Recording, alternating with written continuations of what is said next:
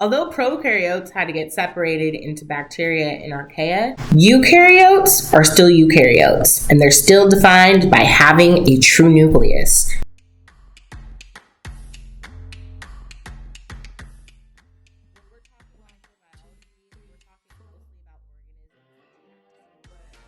So as it relates to eukaryotes in microbiology, most of the time we're talking about single-celled organisms, although a lot of the same things can also be applied to what goes on in humans and other animals.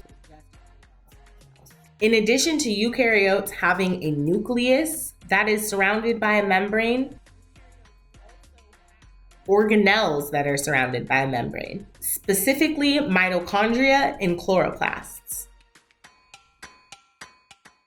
People did research on what's inside of chloroplasts and inside of mitochondria and realized that the ribosomes and the genetic material found inside of chloroplasts and mitochondria is identical to what you would find inside of a bacteria. In addition to that genetic material and ribosomes being the same, they also found that there's another envelope outside of the mitochondria that looks exactly like the eukaryotic envelope, but there's another membrane that's inside of that looks more like a bacterial membrane. So the current theory of how mitochondria and chloroplasts ended up inside of eukaryotic cells is that they were like eaten or brought in or engulfed by a premature eukaryotic cell, and now they're inside of the eukaryotic cell and they have that membrane from the eukaryotic cell as well.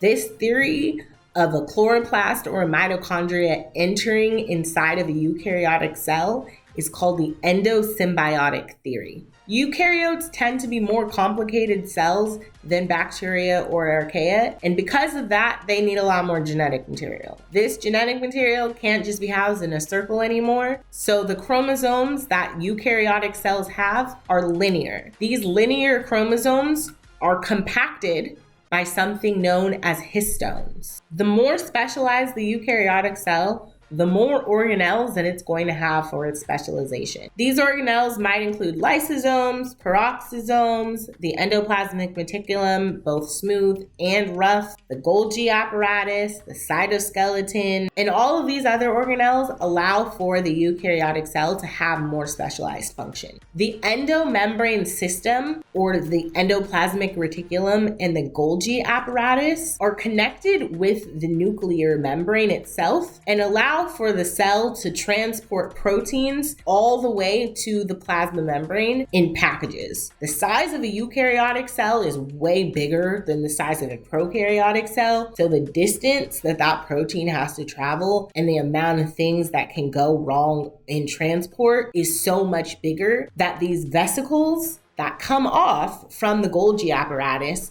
allow for the proteins to make sure they make it all of the way to the membrane. Where did those proteins come from? Ribosomes, of course. And where were those ribosomes? On the endoplasmic reticulum. So the rough endoplasmic reticulum, or the endoplasmic reticulum that's studded with all kinds of ribosomes, is where those proteins are made that are eventually going to get sent to the plasma membrane. In addition to the protein packaging for going to the plasma membrane, the smooth ER is also connected to the Golgi. But the smooth ER, there's no ribosome there. So it doesn't do protein production. It allows for breaking down other substances. Lipids, for example, some toxic materials like alcohol in your body. And sometimes the smooth endoplasmic reticulum also allows for storage. Specifically in muscle cells, your smooth endoplasmic reticulum is something called the sarcoplasmic reticulum because it allows for the storage of calcium. In summary, eukaryotic cells are cells that contain a true nucleus, or a nucleus that has an actual membrane and houses genetic material on the inside. Eukaryotes also have membrane-bound organelles,